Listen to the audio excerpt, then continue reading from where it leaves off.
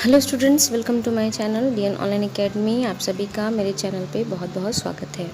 आज जो वीडियो आपके साथ शेयर कर रही हूँ ये बुक रिव्यू है इकोनॉमिक्स यानी कि अर्थशास्त्र का क्लास 9th का हिंदी में बुक रिव्यू। इंग्लिश में बुक रिव्यू मैं आपके साथ पहले ही शेयर कर चुकी हूँ और इंग्लिश में आपके साथ बुक रिव्यू शेयर कर रही हूँ। उम्मीद है आप लोगों के लिए ये वीडियो यूज़फुल होगा। और जो लोग चैनल पर नए हैं, चैनल को फटाफट से सब्सक्राइब कर लीजिए, बेल आइकन प्रेस कर लीजिए ताकि आने वाले हर वीडियो का नोटिफिकेशन आपको टाइम से मिलता रहे। चलिए चलते हैं वीडियो की तरफ। डिस्क्रिप्शन बॉक्स में पीडीएफ अवेलेबल होगा, चेक करना बिल्कुल भी मत भूलिएगा।